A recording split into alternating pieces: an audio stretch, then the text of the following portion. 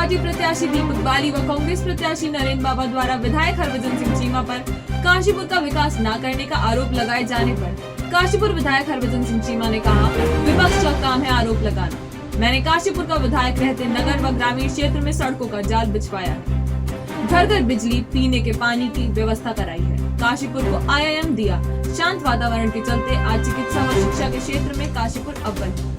उनके द्वारा संरक्षण न दिए जाने का कारण आज काशीपुर में गुंडाराज पूरी तरह समाप्त हो गया। आज काशीपुर का हर व्यापारी भाई निडर होकर अपना व्यापार कर रहा है और हर नौकरी पेशा माँ बहन रात के समय भी भयमुक्त वातावरण में काम पर आ जा रहे हैं। आप पार्टी प्रत्याशी दीपक बाली द्वारा काशीपुर को 30 दिन में जिला बनाए जाने की गारंटी पर चीमा बोले कि उत्तराखंड में आपकी सरकार नहीं बनेगी, इसलिए 30 दिनों में काशीपुर को जिला बनाए जाने का वादा करना जनता के साथ छलावा है। उन्होंने कहा कि काशीपुर से लगातार 5वीं बार भाजपा का प्रत्याशी विजय होगा और यह सीट भाजपा की झोली में आएगी और इतना ही नहीं, इस बार फिर से उत्तराखंड में भाजपा की सरकार बनेगी। भाजपा सरकार बनने के बाद उत्तराखंड में 6 जिले बनाए जाएंगे, जिसमें पहला जिला काशीपुर बनेगा। यह उनका काशीपुर जनता से वादा है। सुरागीलाल न्यूज के संपादक राजेश शर्मा की खास रिपोर्ट।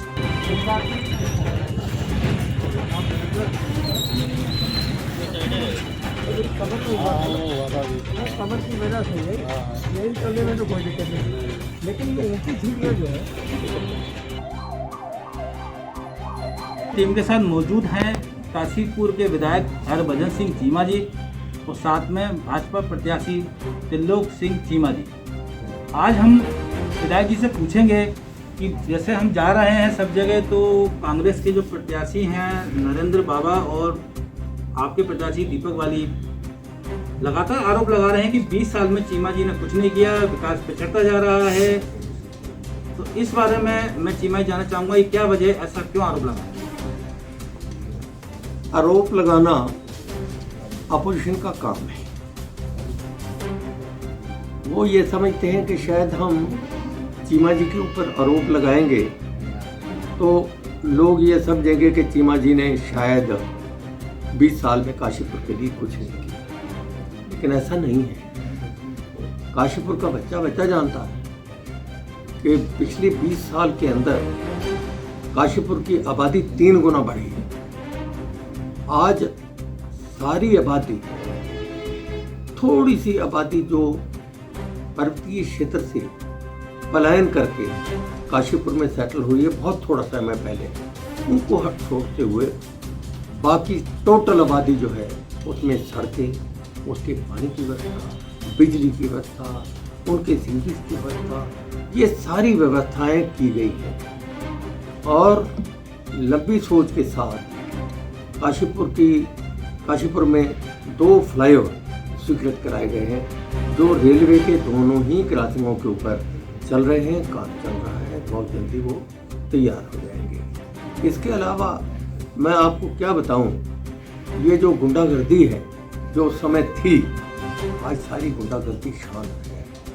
कोई गुंडा ऐसा नहीं, किसी की हिम्मत नहीं, ऐसा नहीं होता कि गुंडे खत्म हो गए। गुंडे खत्म नहीं होते, गुंडियाई खत्म होती। गुंडे, अगर गुंडों को जरा सा भी किसी भी शक्ति का सिर पे हाथ लग जाए तो ऐसे बच्चे, ऐसे नौजवान जो पढ़ लिख नहीं सकते, जवानी आ जाती है, घर में गरीबी है, तो वो गुंडे बन जाते। वो लोगों से पैसा मांगना, ये सब करना ये शुरू कर देते। आज भी ऐसे आदमी हैं, लेकिन उनको किसी का संरक्षण प्राप्त नहीं हो रहा। हमारा संरक्षण प्राप्त नहीं हो रहा, इसी वजह से ही आज वो गुंडाई नहीं कर पाते।